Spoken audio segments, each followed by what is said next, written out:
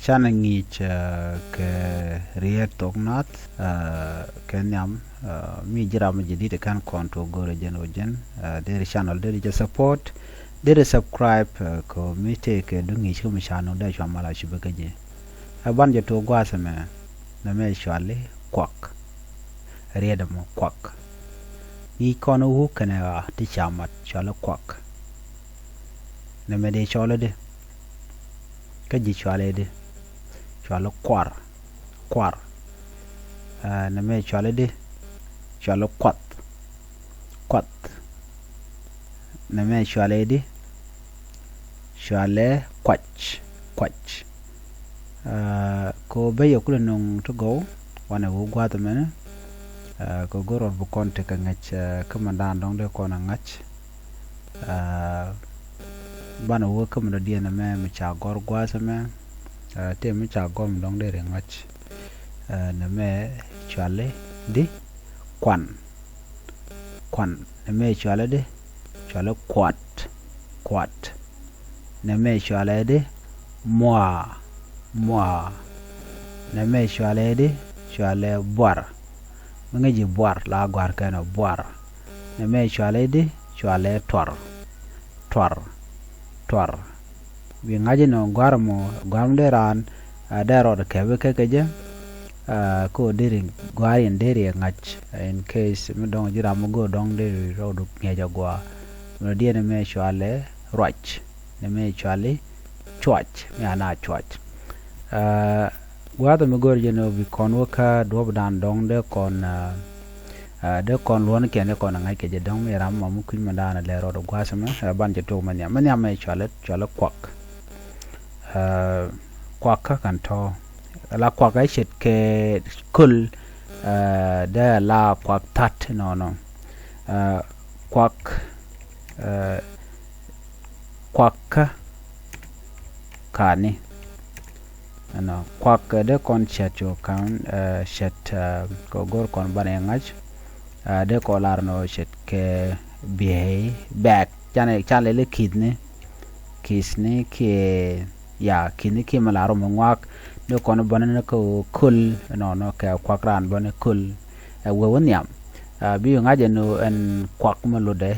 ka kwak tin kon tin tegaji kwak poindu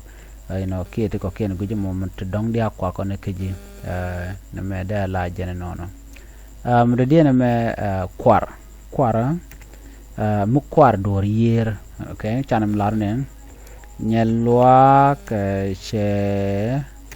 sikire ko la che kwan kwar yer kwar yer la mi jinen de ngajante nyelwa ke ngulel elwa ke kon kwar yer lo bi degde abi ngachen dega dan de de kwar ke dob dan de kwar re ngai ne no ngolo damo nyelwa ke kon kwar yer so no mada la kel madere ngach ke de ro ngai ke ja ne me chala kwat mu kwadero ka duor gat kwat rodu kelwang mu kwadro do kelwang no ko don ko ji distract de lar no kwadro do kelwang ke kwada gat kelwang kwat mu kwadro do ka do don ti mi la twar de cham ni jogo no kwadro do no de linga no no die na me kwach lay mi te de ko lar mi te ke bl t to war la lar kenono yiri ko larno te ke biel ti kwach ni de ko la biel de kon chol biel mi bor de kon char de kon mi yan mi char awewa cause katung wan te cha gwara ga point so da jen money so bukone ngaje no de an mishal ke me kwach jene le kan le mo le mitador ka jen bonete ka biel to gold dong de rande re jokul ngi ka jalot ka mon ka kwach to kon ka kwan katungwan do ko larno kwan akel kwan ketingwan la kwan ko na cham mi kwan ngwan cha no ba cho lo kwan mi kel ba cho lo kwan chỉ có đông cha thok tu ngwan ti thiang ka kwan cha ga latin ba la no ka kwan ka to bi goro bi kab no mo ko be jilok ba bi gar kwan kan kwan bi dag den bi shonga je no te kan ka dak no no jen do danan la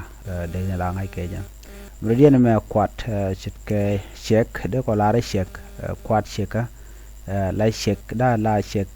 teda de la shek ngwak no no ene media shek on me de ran no der ja ngai ke ja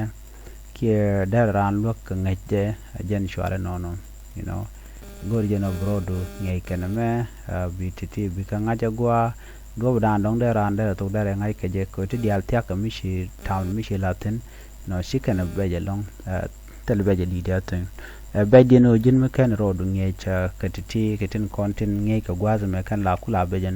man mi shi rodo ngai ka teli problem no no so jen gwa dan ba na chung tin gor no jin bo won yam ka ngai du ka kariye ti kan lodien ko bi ken do gwa da na gor je no de do de ngai biya te kamal